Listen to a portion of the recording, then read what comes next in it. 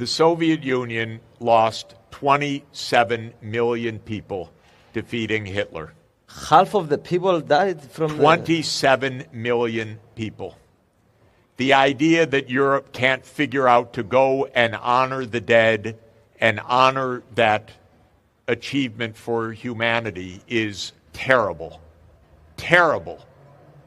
Because this is something for all of humanity, and it was a sacrifice that is indescribable, as people know. That's a fundamental point. A second point that I'd like to also say about this, to show the different way. In 1963, the only president that I've really liked in my lifetime, John F. Kennedy, gave a speech June 10, 1963, which I encourage you to look up. It's the commencement address at American University. I think it's the greatest foreign policy speech in modern history.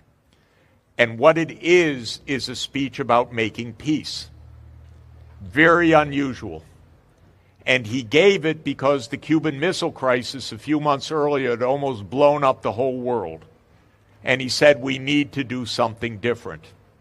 And by the way, he knew he faced so much opposition inside his own government that he did not share the draft of the speech until the day before, because he didn't want the Defense Department or the State Department or the other security agencies to try to stop the speech.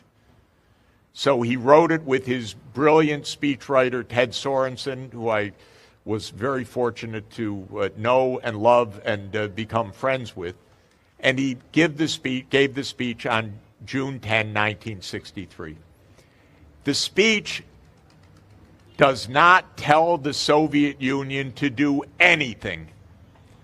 The whole speech is telling the American people, do you realize the other side are human beings that are like us, that want peace? The whole speech is to the American people, not to the Soviets. You do this, you do that, maximum sanctions if you don't do this. Not a word of that in the whole speech. It's to the Americans. We must rethink our own approach.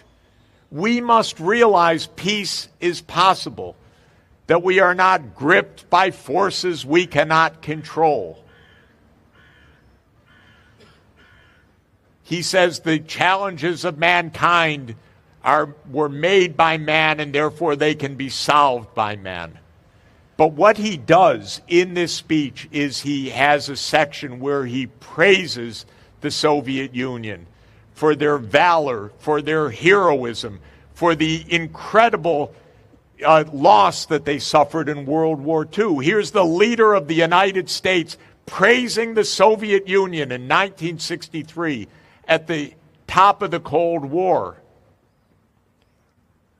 What happened?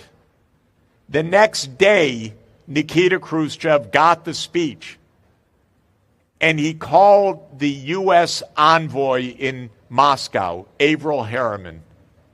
And Averell Harriman came, and he said to Averell Harriman, the speech by your president is the finest speech by an American president since Franklin Roosevelt. I want to make peace with your president. 5 weeks later, they signed the Partial Nuclear Test Ban Treaty. It wasn't threats. It was giving dignity to the other side. And in 5 weeks, they reached an agreement that had eluded both sides for the previous decade. 5 weeks it took. Then, most likely, forces inside the U.S. government killed Kennedy for this. That's the grim truth.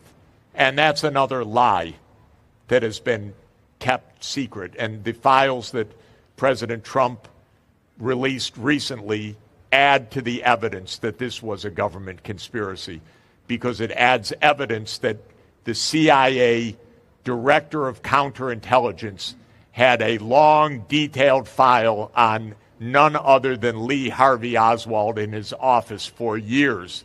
And this wasn't some crazy loner that they just discovered. This was someone that was in some way part of the U.S. intelligence something. Now, that's hours more to discuss, but my view is they killed him.